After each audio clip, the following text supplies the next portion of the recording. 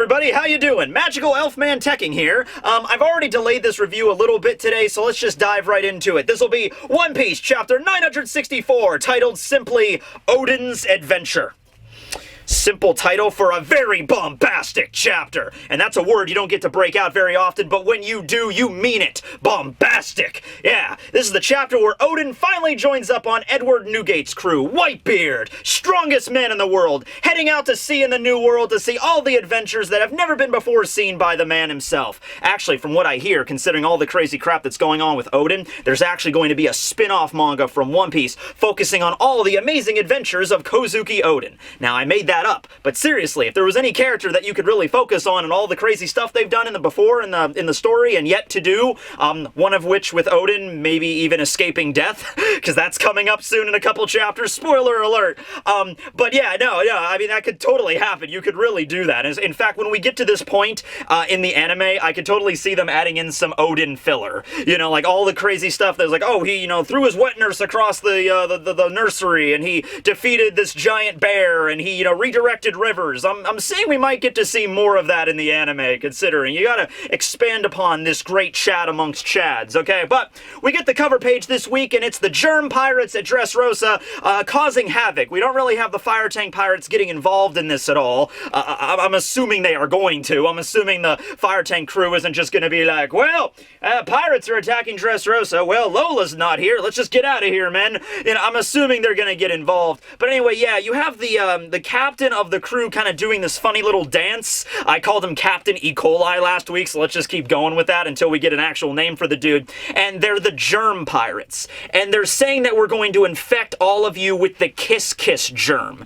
Now, he doesn't say Kiss Kiss fruit, but the way, it's stylized and pronounced, Kiss Kiss seems to be in the style of a devil fruit or a devil fruit ability. So you have to consider these guys look rather silly and goofy and kind of low level, but they're still pirates that are operating in the New World. So they have to have something that's keeping them going, right? So maybe that the captain does have this Kiss Kiss fruit. And the way that I thought about it, especially since their whole motive is germs and spreading of disease, we see the crewmates like running around Dressrosa trying to grab people to kiss them, men and women alike. So what I'm thinking this possibly is maybe he has an ability that allows him to transfer certain diseases to other people. For example, let's say this Captain E. coli of the germ pirates has some sort of disease. The disease, for him, he's like not immune to it, but it's one of those things where it's like he's a carrier of it, so it doesn't harm him like a plague,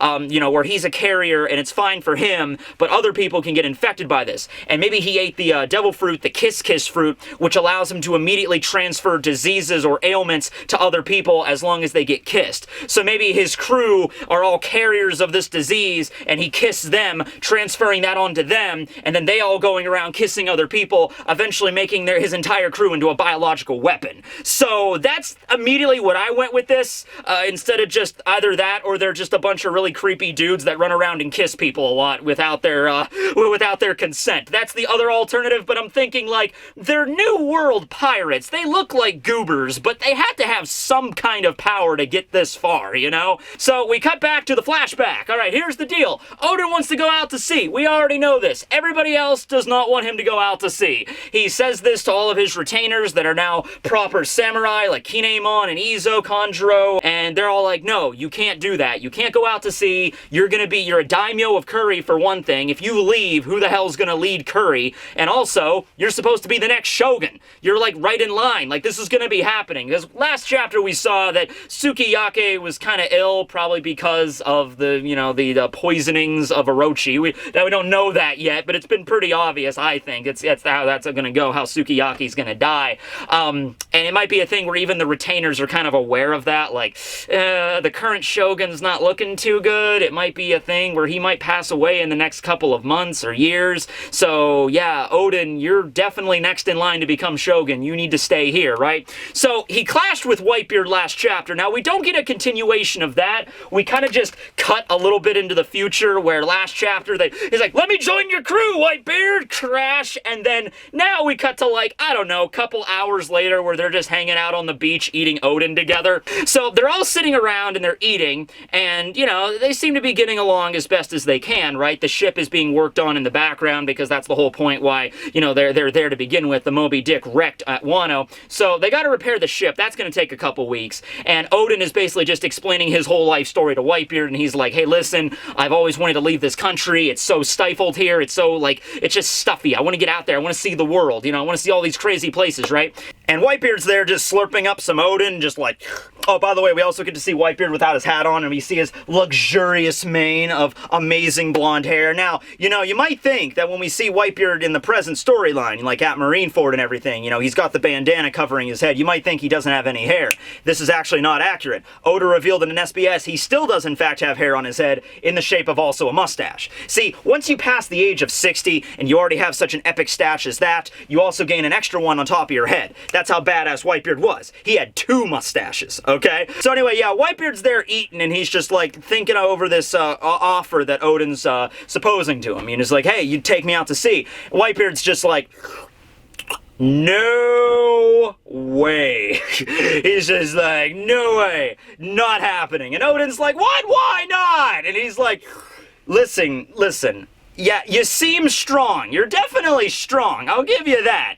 But look, you are definitely not the kind of guy that's going to follow orders, okay? The whole idea of a pirate crew is that you got me, the captain, that gives orders to his crew, his subordinates, okay? And the ability to understand that hierarchy and the ability to take orders from your superiors and carry them out to the letter, that's really how pirate crews get along in the New World. It's like when the captain comes out and says, you know, turn to port, raise the sail, blah, blah, blah. You prepare the meals. You look after the sick. You go out into the island and do a scouting party. We're going to stay here, protect the ship. You drop anchor. You guys get ready for battle. You know, that's the whole thing of being a pirate crew. And Whitebeard looks at this, and he looks at Oden, and he's just like, you are not the kind of guy that takes orders. You're the kind of guy that just does their own thing. And seriously, Whitebeard even mentions this. He's like, my last crew I was part of, you had a bunch of people all like that. People that didn't like to take orders, people that like to do their own things. He's, of course, referring to the Rocks crew there, which we kind of already figured what kind of dynamic that crew was like.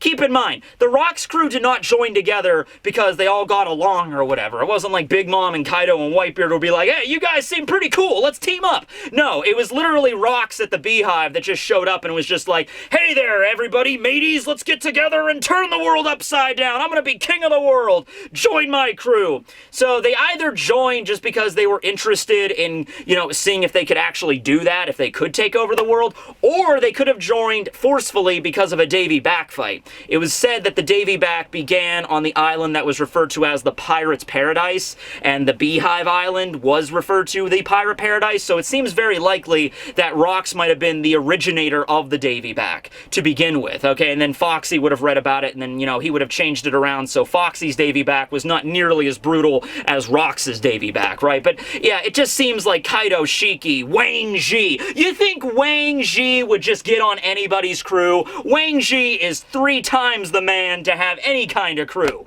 We don't even know if Wang Ji was a man, but you know what I'm saying. It's just like those guys, that motley crew did not get together because they were best buddies, okay? They got together because more of circumstance than anything. And you could kind of see how that goes. You could see the Rocks crew landing at an island, and before Rocks could even give out orders on who stays, who goes, who does whatever, everybody would be jumping off the ship, going off and doing their own thing. Whitebeard was aware of that, and he's like, you know, screw that crap. I've already lived with that enough with my other crew. This is my crew. It's not gonna work. It's just, sorry, we don't have a position for you right now, Oden. You know, don't call us, we'll call you. But, yeah, you honestly, Whitebeard just tells him, if you want to go out to sea so badly, just go out to sea on your own. Oda responds by saying, I tried, I did. You know, I've done it like dozens of times. I have 0 navigational skills. You know, if only I had some sort of, like, busty, orange-haired woman that was really good at, you know, reading directions and a compass. But, man, I just can't find any, so I'm sorry, I'm stuck here, right? Now, we also have the retainers show up at this point. We have Kinemon, we have Kanjuro there, and Kinemon kind of goes over to Whitebeard, and he's like, yeah, just don't listen to Oden. He's our daimyo, but you also have to keep in mind it's actually illegal for people that are native to Wano to leave Wano. If you're born on the island, you're pretty much stuck there. It's against the law to try to leave. The only reason Oden never really got in trouble for sure it was because he was Oden, you know? I mean, you could try to bring him into jail and prosecute him and all that stuff, but he's Oden, he probably wouldn't go along with it, right? But it is illegal. And he also goes on, he's like, he's the daimyo, he's the son of the shogun, you know, he's gonna be the shogun someday. So Kinemon and Whitebeard, they kind of have like a bro fist moment where Whitebeard's like, oh, is that the case? Yeah, well, don't worry, I'm not planning on taking him, don't worry. So yeah, I really feel bad for Oden because Oden he's a grown man in this scene, and he's kind of being treated like a little child, you know, where he's like, I want to go out to sea, I want to go out to sea, and Whitebeard's like, I don't know if I should, and then it's like Kinemon, who's like, you know, Oden's like older brother in this scenario, is like, actually, no, you can't, he has to stay here from some other stuff. He's like, oh, okay, well, thanks for telling me, yeah, all right, sorry, little buddy, can't take you. So, I feel bad for Oden, because this is all he wants, and he can't get it, right? Meanwhile, you have Neko and Inu talking to a little 15-year-old Marco here, and they're like, you know, I can imagine this conversation started by Neko and Inu taking Marco aside and being like, hey, yeah, you're a member of this crew, right? Marco's like, yeah, I am, yoi. He adds yoi to the end of his, that's what Marco does. That's his little quirky thing. He even did it back then. So, Neko and Inu are like, okay, well, can you tell us about all 5 of the islands outside of Wano?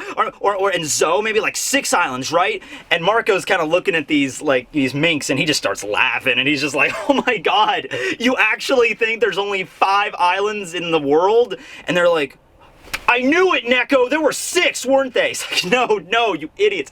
No, there's like more than you can count. He's like, well, how many is that? And he's like, even if you said there were tens of thousands of islands, you might be wrong. There might even be more than that. And Marco comes out and says, you know, truthfully, there's more islands in the world than anybody can count. Keep in mind, this was 30 years ago. This was long before, you know, there were like reliable maps of the new world. Yeah, there's maps of individual islands, or maybe groups of islands, but when it comes to like making a reliable world map of the entire Earth, and the One Piece world might not even be called Earth, it's never been given a name for the whole planet. So yeah, I mean, that's why Nami's dream is such a big deal. Like, not even in Nami's day right now in the story has anybody made a map of the entire world to actually physically count out how many islands in the world there actually are. And most of the One Piece world is water. And Marco's just like, you know, honestly, there's more islands than there are stars in the sky. There might as well been, for all intents and purposes, from like them sailing around, there might as well be more islands than they can ever land at and they could ever count, right?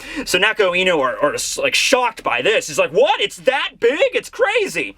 So, we cut forward in time about 2 weeks later. Oden is kind of under constant watch because the retainers, more than anybody, they know what he's gonna try to do. You know, they know after saying, sorry, buddy, you can't leave, you know, they know he's gonna make a run for it. You just know. So, I'm assuming the retainers, they're all taking, like, shifts, watching Oden, like, 24/7, making sure, in the Flower Capital, making sure he doesn't book and leave.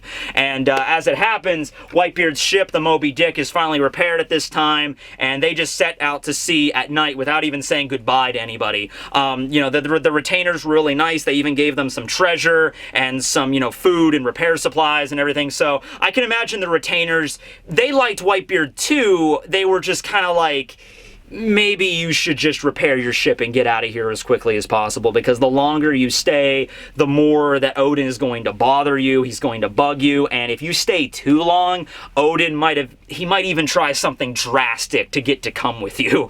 So it's probably best if you just repair your ship as quickly as possible and then get the hell out of Dodge. And Whitebeard does just that. Under cover of night, one night, without even saying goodbye, he's just like, alright, set sail, we're leaving. And the people on the ship are like, are you sure it's okay to leave like this? You know, we're not even saying bye to him. Because at this point, like 2 weeks, I'm sure every single day for the past 2 weeks, Oden's been like, can I come with you guys? Can I come with you guys? You know, even if it gets annoying, probably after a while, some of the crewmates probably started feeling for Oden's plight and being like, well, oh man, I kind of do want to bring the guy with us. And they even say, you know, if it's just strength at all that matters, Oden has that in spades, but Whitebeard also comes up like, there's more problems to this than just taking some random guy out to sea. Whitebeard brings up, he's like, this guy is royalty. If Oden were to jump on our ship and we sail off with him, the country might end up thinking that we kidnapped him. And this is a member of their royal family. So it might be more trouble than it's worth. You know, if Oden comes with us, all of a sudden we have like all these ships from Wano coming after us with all these ridiculously strong samurai trying to get their shogun back or their daimyo back.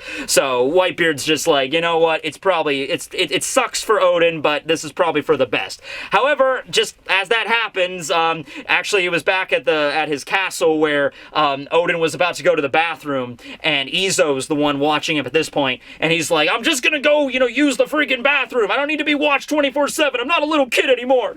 And Izo's like, okay, sir, fine. I'll wait out here for you. And of course, what does Oden do? He makes a break for it, jumps out the window. He's like, screw that. I'm getting out of here. I'm getting out of this damn island. And he was doing so good. He was like improving the land of Curry, all the people that cared about him. He set up the Paradise Farm. He was visiting his dad. He was making amends with everybody. He had his loyal retainers of samurai. He was this close to becoming shogun and turning his life around in a big way. And then he had this piece of bait just dangled right in front of him, the bait of adventure, the new world. And quite literally, not just the new world like in the context of the second half of the Grand Line, the new world because he's never been outside of Wano. Everything's a new world to him, okay? That random rock out to sea covered with moss is a new world to him, right? So, he was so close to becoming shogun, and then this idea comes to, he's like, hey, no, screw this. I love Wano, I love Curry and all the things I did, Paradise Farm, people are happy, people are awesome. Okay, great, I need to get the hell out of here though. I can't pass this opportunity up. So he runs on the beach, takes a chain with a weight at the end of it, and just like, hold up a second, whoosh, and then throws that chain, perfect accuracy, because this is Oden we're talking about here, wraps the chain with the weight around the mast of the Moby Dick, and he holds on to the end of that chain, and he just gets rocketed off the end of the beach and hits the water as the chain is like dragging in the ocean behind the Moby Dick, and he's just holding on to it, and Izo's there too, and Izo's like, I knew it! I knew you were gonna do this! You pulled the old going to the bathroom, taking a piss, sneak out of the country, grab a chain, and latch onto the Moby Dick routine. I'm aware of this, Oden. Izo's aware of this. So Izo jumps on Oden as Oden throws the chain and gets flung off of it, and they don't really have time to figure out what's happening because the Moby Dick goes over the side of the waterfall and rockets back down into the new world. So that alone was crazy, right? Now, Marco goes up on the mast, and he's about to because all they have to do is just unwrap the chain, and then all that happens is Oden's gonna fall back in the water. However, Whitebeard tells him to stop. Marco's all ready to go. He's like, oh, well, that was pretty crazy. Well, sorry, Oden. You're not coming with us, so I'm gonna, unhook this, and I hope you don't get caught. I hope you don't get caught in the ocean. I hope you could just, drift back to Wano. However, before Marco disengages the chain, Whitebeard's like, hold up a second. All right, here's what we're gonna do. Drag up the guy that's holding on to Oden, and nobody else. Don't drag Oden himself up, just the guy that he's being held on to, so Izo. And so they drag up Izo, and they wrap him in rope, and they keep him kind of as their prisoner, but not really. They mostly just wrap him up so he doesn't do something crazy, because Izo's immediate thing is to try to get Oden out of the water, because he's his retainer.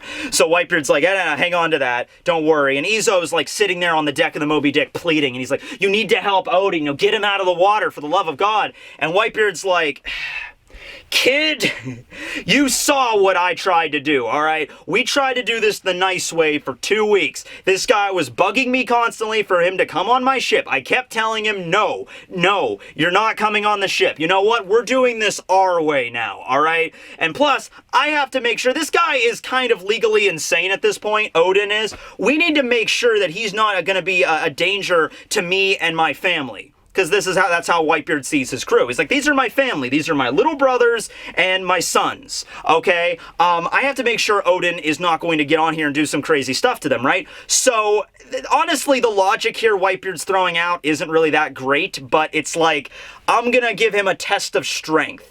And I guess endurance and just, how dedicated you are to getting on my crew. So Whitebeard goes over to Oden, who's, once again, he's in the middle of the water. He's being dragged by this chain, hitting rocks and crap, and fish are flopping in his face. And Whitebeard's just like, hey, Oden! He's like, yeah, what? He's like, if you hold on for 3 days straight, you could join my crew. And Oden's like, oh, really? Oh, freaking fish. Really? And Whitebeard's like, I am a man of my word. And he's like, all right, cool. Ah, flounder. So he's just getting hit by rocks and fish and other stuff. Sea kings, or maybe not even sea kings, but just giant fish are eating him. He's getting hit by rocks. He's gotten like weather patterns, you know, lightning and hail smacking him in the face. You know, and also, this is actually even more torturous than you can imagine, okay? Holding onto a chain for 3 days. And by the way, Oden is a total boss with this. Like, I'm trying to get something for an example here. Like, okay, I have this power cord right here. All right, so, you know, it would be one thing if Oden was, like, holding on to the chain, like, after he was told he has to hold on to this freaking thing for 3 days straight. You know, I think what most people would do is something like this. You know, maybe, like wrap the chain around your arm a little bit just to make it a little bit easier to hold on. No. Oden holds onto the chain just like this. He takes his hand and just, and he doesn't try to, like, wrap it around or anything like that and maintain it. No, he just holds onto it like this with one hand. Actually, no, I think it's... Actually, hold on. Let me just double check on this. Does he do it one-handed the entire time? Because I'm thinking he kind of does. No, there's some scenes where he's holding it on with two hands. All right, because there's some scenes where he's been, like, dragged underwater and he has to hold on to the chain with two hands. But I think for the most part, he's using it with one hand. But here's the thing you also have to keep in mind. This is seawater he's being dragged through. All right? You can't drink seawater. Well, Oden probably can. But it's, like, full of salt and stuff. And, you know, so imagine that. Imagine being stuck in salt water for 3 days straight. You know what happens to your mouth when you get enough, like, salt in it? It's not pleasant, right? So his whole body, his cheeks begin to swell, and his whole body gets, like, all bloated and wrinkly, like your fingers after you've been in the shower for too long, except this is, like, way worse.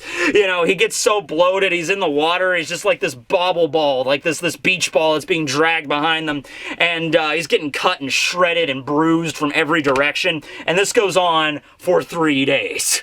3 straight days. And you can imagine, like, you know what? Nearing, it's literally the 23rd hour of the second day. So he has 1 hour left, and at this point, all the people on the crew are shouting and screaming like, Oden, you can do it! We believe in you! They're making signs! Obviously, Izo's there, and Izo still wants Oden to climb up, although honestly, Izo's first impression of Whitebeard is not the most positive one, because Izo is looking at Whitebeard as this asshole that's forcing, you know, his daimyo to hold onto this chain and being dragged through all this horrible crap for 3 days. You know, that's pretty rough, you know. So Izo's first impression, of course, it's funny because Izo ends up staying the longest. Izo is, well, not anymore because the Whitebeard crew is disbanded, but up until Marineford, Izo was still the 16th Division commander of the Whitebeard crew. And it starts off like this, where him kind of having a little bit of disdain for this.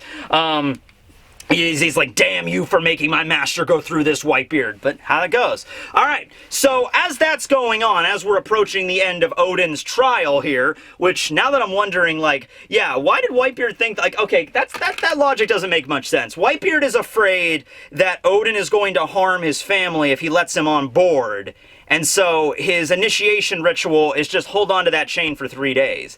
That doesn't really prove or disprove you being a nice guy, right? It just means you can hold on to a chain for 3 days. It just means you're really strong. He could hold on to that chain for 3 days. Get, okay, fine, join my crew. He's like, yep, I'm finally on board. All right, time to cut down all of your men. You know, like, he could easily do that. He won't because he's Oden, but I'm just saying, Whitebeard's trial doesn't really, you know, answer his concerns with Oden, but whatever. Anyway, we cut to another random island somewhere in the New World. It's just some island. We don't know. And we actually get to meet Toki here, which is great, because some people were getting kind of concerned because Momo was born 28 years before the current storyline, and now we're 30 years before the current storyline, and Toki hasn't even appeared yet. So we're like, okay, Oden has to meet Toki someplace, and then fall in love, and then get it on, and then have Momo after 2 years. Well, Oden doesn't have to have Momo. Well, maybe he could. He is Oden. But still, you know, he has to meet Toki, right? Well, Toki is introduced in this chapter, and she seems to be a very strong and independent woman. She's all by herself on an island. She holds a sword. The sword she wields is actually kind of similar to Yubashiri in terms of the guard. It has like that kind of shaped guard, and the scabbard is a little different. It has a pattern similar to Shusui, but it's not Shusui. And so she's holding a sword, and she's being chased after by a bunch of slavers, people that are pirate crew that are trying to capture her and sell her into slavery. And I guess they were originally trying to play nice and be like, oh, come with us, girl, we'll get you where she needs to be. She's really dedicated to get to the land of Wano for some reason. Now, of course, we know Lady Toki has the power of the Toki no Mi, the time fruit, and it allows her to skip in time, however long as I guess she wants. You know, if she wants to skip in time an hour or a year or 10 years or 100 years, she could do that. And later in this chapter, we finally find out that she was actually born 800 years ago. So yes, she was born right at the tail end of the Void Century, right as the Void Century was winding down. Actually, considering this is 30 years before the present, I guess that would mean 830 years ago she was born. I'm sure she's not being exact when she says 800 years, like I was born 800 years ago to the year exactly. Probably not that exact, but 830 years ago, probably, a few years more or less, that's probably when she was born. So yeah, that's right after the end of the Void Century, so keep that in mind. Some things to also note about Toki's appearance. She's wearing an outfit that bears a slight resemblance to the Kozuki clan crest. Now, when she's introduced here, her name is Toki Amasuki. Now, Kozuki translates out to the kanji, it uses the kanjis for light and moon. Amasuki here uses the kanji for heaven and moon. So there's definitely a reference, and if you look at the Kozuki crest here, with the crane in the center, and the crest that's on Toki's garb here, it's a moon, and we also do get to see a little image in the center of the moon. It could be some kind of bird, so... obviously when Toki gets married to Oden, her last name becomes Kozuki, so Toki Kozuki, but her maiden name, it seems, was Amasuki, which is very similar, so I'm going to assume this. We know that the Kozuki clan did exist back in the days of early Wano because they were the ones that were the stonemasons that created the poneglyphs. What if, though, they weren't called the Kozuki clan back then? It was just their ancestors that had a slightly different name. So she is technically a Kozuki back before the name Kozuki existed. Or maybe just, because it's 800 years we're talking about here, just over the centuries, the name changes over and over and over again. Just not even just the way it's written, but pronounced and all that sort of stuff. Just kind of like the word Jesus. Jesus, yeah, that's not how they would have said his name, like, actually 2,000 years ago. Words kind of evolve and change and mess around depending on where you are in the world and accents and all that stuff. So yeah, it could have been like the Amasuki clan 800 years ago, and then at some point over the centuries kind of melded into the Kozuki clan, alright? So, she was maybe part of that group that created the poneglyphs. And maybe, the reason she left, she jumped into the future to begin with, was the world government was taking over, and she was like, okay, I've got to escape to the future, and I got to get out of here, and hopefully I'm the one that maybe can guide these poneglyphs to their right location. Now, maybe skipping into the future, we've seen skipping into the future also keeps you in the same location, but maybe she wasn't in Wano when she jumped.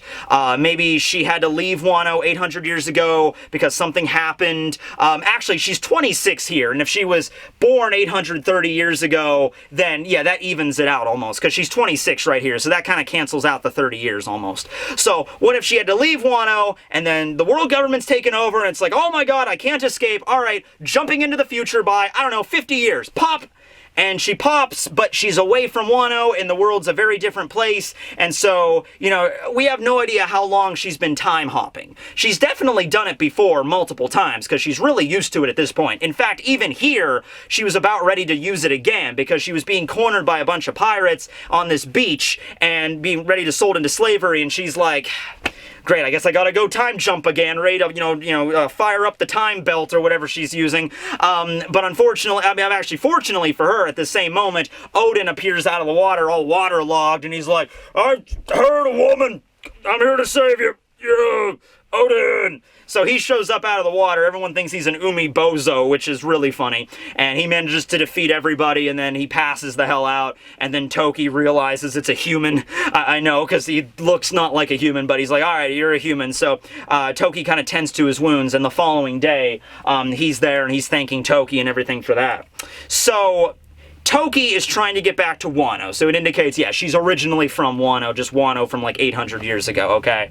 And so I have a theory that every single time she time jumps trying to escape danger, she just ends up in more danger. World government's about to take over the world, time jump 50 years in the future, and she's like, okay, I'm safe. And then pirates show up and try to attack her, like, crap, I have to jump again, pop! And then she pops into existence again, maybe has a few days of rest, and then like something else, like a Tenryubito ship shows up, or other people try to attack her, and she's like, crap, I gotta keep jumping. Like, no matter how far she jumps, she keeps getting in problems. So this is her issue, okay? She has no idea at this point, 800 years from her current time, she has really no idea about the geography on how to get back to Wano or anything, right? So this is awesome and funny because she says to Oden, oh, I need to get back to Wano, because Oden's like, oh, thank you for healing me. If there's anything I can do, he's like, oh, I want to go to Wano. And Oden's just like, he gives the face, and I love it, like, oh, man, that's, I don't know. It's funny, because if she would have time jumped, like, 30 years into the future where we are right now, she would have popped into, like the Straw Hat crew sailing to Wano, like, I need to get to Wano! And Luffy and everybody would be like, yeah, we're heading there too, awesome! It's like, but now it's like, Oden just went through all of this crap to get out, and he doesn't want to go back, right? Also, I wanted to bring something up at first. I thought this was like a big thing, but it turns out to probably not be. But if you look in this panel where Toki is first introduced with the sword, do you see something interesting on the right-hand side of this screen? This little snapshot? I'll zoom in for you. Behind that speech bubble, it looked like all those Yoshi eggs. It looked like the Yoshi egg that was on the back of Roger's ship was on the cliff in the background. Now, we also get a better look at these later on in the chapter, and it seems to be mushrooms or flower petals rather than the eggs. But we do get to see Roger's ship at the end of this chapter, so I just wanted to bring it up, because I'm going to bring up that Yoshi egg. We might get some kind of hint as to where that egg came from in these flashbacks, okay? So just keep that in mind. But no. So, yeah, Oden is happy and wants to help out Toki and everything, but it's like, yeah, I'm not going to Wano. Meanwhile, we have the captain of the crew that attacked Toki the day before that Oden defeated. He's arriving on the scene, and it's Captain Karma of the Taco-Puss Pirates. Taco in Japanese just means octopus, so it's the Octopus-Puss Pirates. It's a joke. It's taking the English word for octopus and the Japanese term for it, putting it together, right? Now, this is hilarious, because last review, I was like, oh man, we might get revealed of all these different captains we saw at Marineford. We might find out about Lightning Magai, or, Iowan, who's the Mink Walrus, or Karma. I just mentioned Karma out of nowhere, like, oh, we might find out about this guy. We do find out about this guy. Well, we found out about this guy. All right, fine. So Karma, which by the way, he definitely does seem to be at least half fishman here. I didn't think he was a fishman, but then again, I did not ever remember him actually having 6 arms. For some reason, back in Marineford, I always just thought he was some guy with a squid costume. We didn't get to see him very often, so that's probably why. But no, he has 6 functioning arms, and he's holding a sword in each one. So like Hachi, kinda. So, yeah, so I'm assuming he's either fishman or at least half fishman, because he doesn't seem to be just like the other ones. He just kind of has like a squid for a head and then in the hands. Like his arms look human, they just have 6 of them. So yeah, probably like half fishman or something like that. But yeah, he shows up with his crew ready to bring in Oden and Toki. Is like, oh, we're gonna sell that girl for a high price. And all of a sudden, Whitebeard just shows up behind them and is just like, gura gura gura. Boom! And just smacks Karma, and he falls down, and he defeats him right then and there. And Oden kind of walks over to him, and he's like, Whitebeard walks over to Oden, and he's just like, you had 1 hour left on the chain, but you decided to give up your dream of sailing with us so that you could save that girl. Welcome to the ship, little brother. That kind of also makes me think, like, even if Oden would have held on for 3 days straight, then he still wouldn't have let him on the crew. Maybe it's something kind of like with Mihawk and Zoro, where it's just like Zoro was willing to put aside his dream for the sake of Luffy's. That was what really inspired Mihawk to train him. So Whitebeard's like, okay, I'm going to give him this really crazy task. Something that's going to require a ridiculous amount of strength and a ridiculous amount of stamina. But that's not the test. The test is he's going to put so much effort into this. What would happen if something distracted him at the last minute? What would he do? If he heard... I'm not saying Whitebeard planned this. He couldn't have planned this. But it's just like a woman is shouting for help in the distance. Oden's only choice is to let go of the chain to go save her. But if he does that, then he won't be allowed on on the crew. But he does that anyway because there's somebody in help, someone in trouble that needs help. So after upon seeing that, Whitebeard's basically just like, yeah, okay, you can come on board. You know, we'll tell you what, you wanted to go on an adventure? Kid, I'm Edward Newgate. I'm freaking Whitebeard. You want to go on an adventure? We'll go on the biggest damn adventure that the seven seas ever did see. And Oden's like, he just starts fanboying out. He's like, yeah, let's do this. He kind of has like the Luffy eyes going on. In fact, he does do the Luffy eyes later, so he's happy for him. I'm content with that. Oh, by the way, Nekomamushi and Inarashi also snuck aboard, so okay. And of course, Izo's there. Of course, Izo's the one that really doesn't want to be there. There's even a moment between Whitebeard and Izo, even after Oden is safe and Whitebeard agrees to bring him on. And by the way, we also get to see that, you know, Whitebeard treats like the little kids on the crew, like people that are a lot younger than him, as his sons. Like Marco's 15, Whitebeard's 44 here, so he refers to Marco as like son, but he refers to Oden, who's a little bit closer to his age, as just his little brother. So that's, I guess, how the dynamic of the crew works, right? So, but Whitebeard looks over at Izo and he's just like, you know, you said you'd never forgive me, is that right? And Izo's just like, that's damn straight, I said I'd never forgive you. What are you gonna do, throw us overboard? And Whitebeard's like, grr, I just might. Yeah, I just might, but it's kind of like a jostling, like he's not actually going to do it, but it's going to take a little while for Izo to actually respect Whitebeard after what he did with Oden, right? And then there's Toki. So you had Nekomamushi and Inarashi sneaking aboard. Whitebeard just kind of lets them. Izo and him kind of have a little back and forth, like, where's that going? And then Oden is excited, but then you have Toki. Like, what's Toki going to do? And Whitebeard just kind of looks at her and is just like, oh, okay, well, you are? And he's like, oh, hello there, I'm Lady Toki. I want to go to Wano. And Whitebeard's like, ugh, like we just came from there. You know, like, so it's like, oh, what's that face? Why does everyone make that face? I just want to get back to my homeland, you know? So anyway, they then go on this montage. I can't wait in the anime. I want to see some kickin' 80s montage music playing in the background here or something. Because now we have adventures all over the sea where Oden is like, they're approaching an enemy ship. Oden just jumps off and starts slicing the ship apart. And they're like, Oden, wait! They haven't even shot cannons at us yet. That's not how we do this. You know? Or they land on an island and he just jumps off and starts running into the island. He's like, Oden, wait, we have to scout it out. We don't even know what's on this island yet, right? They go to places of blistering cold and heat. You know, crazy plants and animals. You know, things that Oden never would have even saw in his wildest dreams. Giants. Possibly an ancient giant because he's got the weird horn sticking out of his head. So that looks like an ancient giant to me right there. Maybe they were more common in the New World 30-something years ago. And so there's just, more than anything though, Oden realizes just thoughts and opinions. They're everywhere, and they're so numerous and different. That was, I think, the number one thing that Oden felt suffocated by Wano. Not necessarily the fact that it was just a country that he couldn't leave the borders. It was just the rhetoric, that's a good term, the rhetoric of Wano, the way that everybody was brought up, and this is what's appropriate to do, and this is what's not appropriate. You can't do this, you have to do this. It is not socially permissible in this country to sit down and have a nice hot bowl of Oden over the corpse of your dead friend. You know, they were really sticklers with that kind of stuff. Go figure. That was the thing Oden was looking for. He was looking for a different perspective on life, a different way to view the world and existence and all this stuff. Just a difference of opinion. And so he found that. And also, a little bit more profound here, Oden realizes, oh man, I'm just a tiny little ant in the storm, aren't I? I'm just this tiny little dot floating in the cosmos.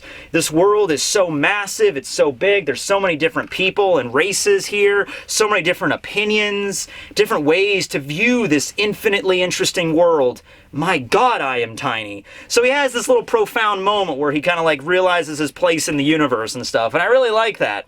So last scene of the chapter, we have a brief moment with Toki, just kind of all of a sudden ask, like, I guess somebody asked like how old she was. Maybe Oden asked like, how old are you anyway? And Toki's like, oh me? I'm 26. I was born about 800 years ago. And they're like, what? And then we just cut away from that, so we'll explain probably next chapter about the time fruit a little bit, maybe how she ate it, maybe how it actually works, all the things that she can do with it. Maybe there's more stuff she can do with it. I don't know. Here's an idea. Could she just send, not herself or other people, but could she just send random objects into the future? Because I would find that hilarious. If you're just walking down the street one day and all of a sudden, pong, and then like a katana just appears and like, whoa!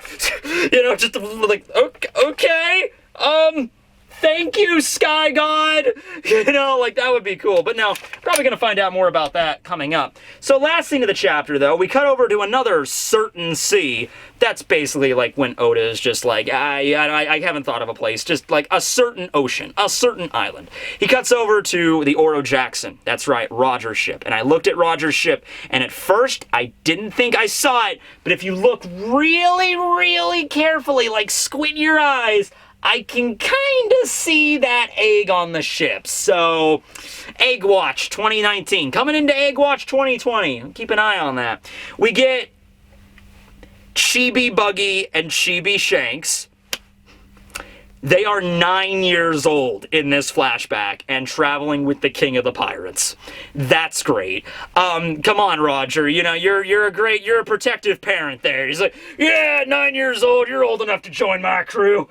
So, yeah, and Shanks is wearing the straw hat, which is too big for him, which that's kind of adorbs. And it's the whole thing. It's very similar to Luffy when Luffy was a little kid and he had the hat that was kind of too big for him yet. His head really hadn't grown into it yet. And so he was guarding that hat with his life. And here you have Shanks kind of going through the whole thing as well. Buggy's there. Buggy's wearing a headband that has the hiragana for Ba on it. So Ba-gi, I'm assuming, is what that's the reference to there. So they're looking at the paper. They're reading the paper and they're like, man, Whitebeard got in the paper again, but we've been causing trouble too. You know, why isn't the Roger Pirates in the paper yet? Because they're not, I mean, they're well known in the world as a really strong crew, but they're not the King of the Pirates crew yet. So then we cut to Roger, last scene of the chapter, reading the paper as well, and he's like, so a samurai escaped from Wano country, huh? You know what? I want to meet him. And we get to see the info box, the Great Pirate Gold Roger, not Gold D Roger, because I'm assuming that's because that was his epithet, because the world government just assumed he was Gold Roger, and they just would call him that, so yeah. He would be 47 here. This is 6 years before his execution, so he died when he was 53, so he's only 47 here. He looks a lot younger, though. He looks like he's in his 30s here for me. He's wearing a necklace. I think that's new. I don't think we ever saw him wearing a necklace before. And he looks like, if we're being straight up, honestly, a lot more like Ace. Ace is kind of down here. I don't know if you can see him at all, but yeah, you can kind of see him there. So, yeah, he looks a little bit younger, but hey, honestly, and he has a lot more hair, too. He's rocking more of a hair in the back. I mean, honestly, Roger contracted this horrible illness that really caused him to, you know, get really, like, maybe age faster and then die a lot quicker. So maybe he didn't contract that illness until, like, I think, okay, he set out to sea, I think his final journey started 3 years before he died. Right? Wasn't it like, because the Battle of Ed War with Shiki and all that stuff, I think that was during their last journey, so that was 27 years ago. So this was 30 years ago. So it might be like he doesn't actually contract that illness until maybe like a year or two from here, and then he starts contracting the illness and realizes, oh crap, I'm gonna die soon. And he's like, we have to go on this last journey. If we're gonna do it, we gotta do it quick. And then he enlists Crocus and helps him out with the disease and, you know, cares for him and everything, and maybe the disease caused him to age a little bit more, right? So yeah, but yeah, this is Roger right here, and we're getting to Roger's part of this story. We kind of did speed through Whitebeard's a little bit, like the whole part with Whitebeard, although we still have a lot of stuff to include with Whitebeard. Like, for example, how exactly does this trade over occur? Oden was so intent on, you know, sailing the seas with Whitebeard. Where's Roger going to come from? Roger just shows up and is just like, hey, Whitebeard, I want to bring that samurai with me. Oden's just like, oh, okay, see you, Whitebeard, and just jumps over. You know, I'm feeling like they're gonna go back to Wano at some point. I'm feeling like with all this stuff that's going on, like Momo is gonna have to be born and all that stuff, I'm thinking like he's gonna journey with Whitebeard for a while. And then eventually after maybe a year or so traveling with Whitebeard, in fact it would have to be, this would be a little bit, maybe like, okay, right before Roger starts his final journey, Whitebeard goes back to Wano. Toki and Oden are there, they get married, they have Momonosuke. And then after Roger starts his final journey, he goes to Wano and picks up Oden, and they travel. And then I guess Hiyori would have also, Hiyori is 2 years younger than Momo, so he would have had to been, I mean, she would have had to been born, like 2 years. Like, so where would that go? There's a lot of stuff that needs to be fit in here. I mean, I'm just trying to piece this all together in my head right now, okay? But they definitely have to double back to Wano. They can't just be like, all right, Oden's on Whitebeard's crew, and then he immediately goes over to Roger's crew, and then after Roger's crew finishes their exploration of Laugh Tale, he goes back to Wano. I think he has to go back to Wano at least before then, right? And also, yeah, because there was also that whole thing where Nekomamushi and Inuarashi were like, yeah, you know, we traveled on Whitebeard's crew too, and Rogers, but we didn't go to Raftel though. So yeah, that's something where they had to go back to Wano at some point and drop Inuarashi and Nekomamushi off because they didn't go all the way to Laugh Tale. Oden did. So yeah, this is kind of have to all be pieced together, but it's really nice to see Roger again. Toki was really cool. She's finally gotten introduced into the story. We're going to find out more about the Time Fruit, definitely. Oden is the Chad amongst Chads. We kind of already knew that, but he's awesome, right? I like the way that Oda set up the Izo and Whitebeard thing. I just really enjoyed that because it didn't make it easy like, oh, join my crew. Okay, boss. All right, sir. You know, it's like this animosity between them. I'm kind of interested on how that's going to improve. How it's going to get to the point where Izo not only begins to like Whitebeard, but decides to stay on his crew for as long as he did. You know, that's a big question I have here. So I want to keep an eye on that. But yeah, and also seeing Shanks' buggy at their young ages of 9 traveling with the King of the Pirates crew. I mean, that's pretty boss, okay? So anyway, thanks for watching, everybody. Hope you enjoyed the video. This will be Tekking saying, oh, wait! Almost forgot! Yes! I almost always forget this. Okay, my fan, Stefan, he's done fan art for me before, but he drew this. Check this out. He drew this fan art of Katakuri fighting against Doflamingo on that video I made last week. He sent me a message. He gave me this fan art, and, you know, I'm like, oh, I'll show that in a video, but I keep forgetting. So I'm sorry, Stefan. Every time I say I'm going to do it, I keep forgetting to do it, but here you go. There's links below to Stefan and the Reddit page and everything like that, so go check this out. But my God, is this epic, all right? I will also try to feature this in another video because I only remembered at the very end of this one. So, yeah, sorry about the delay for that, but that's some pretty cool fan art. All right, thanks for watching, everybody. This will be Elf Tekking, signing out. Did you enjoy your day off yesterday, Barry? Yeah, I'm sure you did. I hope you enjoy the next 2 off, too, because you get weekends off now. Yeah.